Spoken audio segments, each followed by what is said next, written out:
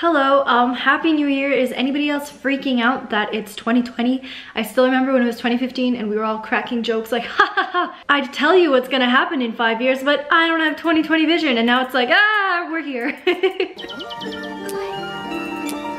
The new year, and especially the start of a new decade, is a great time to really reset and start channeling parts of you and tapping into parts of you that are going to help you move towards the person that you want to become and achieve your goals. And kind of sucks that the beginning of the year is when we're all mostly motivated, so we should all strive towards doing that throughout the entire year, but that's not why you're here right now. Today I'm going to be giving you some habits that are actually preventing you from progress and preventing you from success. So on that note, here are some habits that are inhibiting your productivity. Number one is making too many changes at once. I get it, I feel ya. I love watching good habit videos too. I love planning out my goals, planning out my intentions. That is so important for making progress. But figure out what your true needs are, what your true goals are for the new year, and then stick to only a few habits at a time. One amazing tip that I have for this, which has like changed my life, I don't even know where I got this from. I feel like I made it up, but I'm not gonna give myself that much credit, is that when you're building a habit in the beginning, stop when it gets fun. We have a habit, or at least I have a habit, and I'm sure someone watching this does too, of when you're excited about something new and you're excited about building this feature or characteristic of like a cool habit or routine, get super excited about it and you kind of overdo it to the point where then you get tired and like never do it again. I definitely did this when I wanted to start meditating. I was so excited the first week I meditated like 4 times a day, and then for like a solid month after I didn't touch it. So in the beginning, when you're super excited about something, do the habit and then stop before you overdo it or do it perfectly. If it's making your bed, just make your bed and then don't extend it into cleaning up the rest of your room. Do you know what I mean? Because then you're gonna be excited about doing that part 2 at another time and you're actually building the habit. Start filtering things out, get excited about it, have some fun, you know, and then eventually it becomes a lifestyle and it becomes something genuinely part of your life, which is exactly what lifestyle means. Thank you, Sarah. Number 2, goals and deadlines that are too specific. So deadlines are good. Do not get me wrong. Don't go about your year just saying, well, I want this to happen. But stop making so many specific deadlines. I know that when I have personal and especially creative projects is where I do this. I'm like, okay, I'm gonna write 3 poems a week. By January 30th, I'm gonna have 12 poems. I'm gonna extend that to 15 because I can work a little bit overtime some days. And then you end up having this schedule, and then the habit is no longer something that you wanna do. It's more of a chore, and then you don't wanna do it, and then you let it go.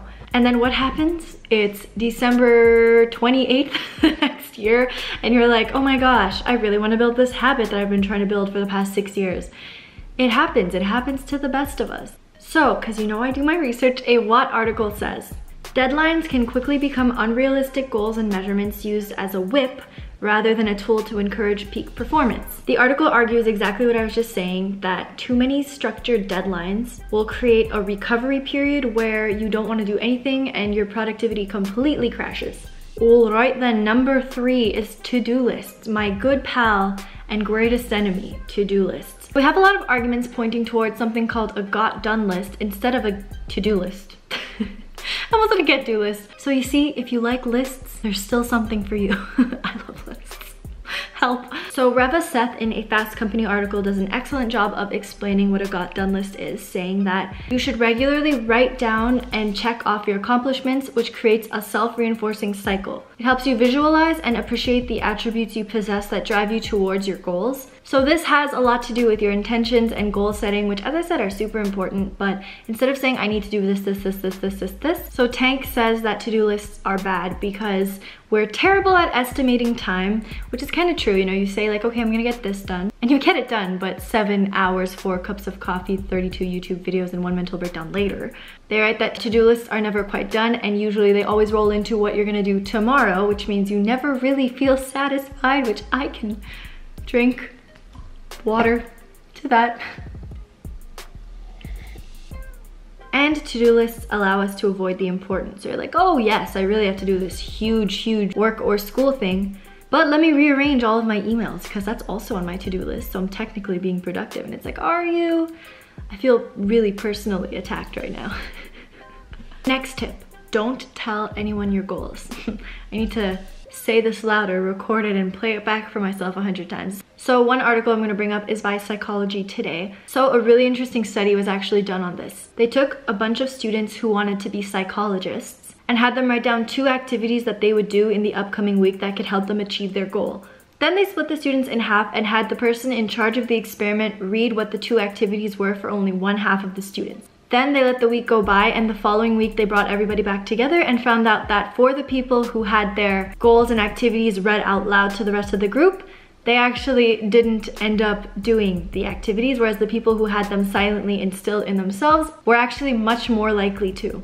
And you can see this happening on an everyday basis. Sometimes I have a really cool idea. The moment I tell someone about it, in my head it's like it's already done and I'm not excited about it anymore. But when you have it within you, there's this fire that fuels it. So I hope that that is something that you can take into this new year. And finally, you're not gonna like this one, because if you're anything like me, you've been binge watching habit videos. Stick to building 1 to 2 new daily habits. For daily habits, so something that you're trying to build every single day, stick to 1 or 2 for at least like every 2-3 months. Don't try to build like 10 habits at the same time. You're gonna burn yourself out. You're gonna get very overwhelmed. You have 12 months in the year before next year, and like time is not built off of a year. I mean, like technically time is perceived, you know what I mean? Like you have more time than a year. It's not like there's like this like deadline. Like the goal is to change your lifestyle, and the goal is to improve overall. So like stop, like just 1 to 2 goals every like 2 or 3 months that you want to have as a daily habit. And like, look, at the end of the year, you're gonna be flying. Okay, thank you so much for watching. Let me know down in the comments below if there are any of these tips you're gonna use, or if you're already using. Look at you, ahead of the game, potentially. I'd love it if you subscribed. I'd really appreciate it. And hopefully I will see you in another one of my videos. Bye. Peace.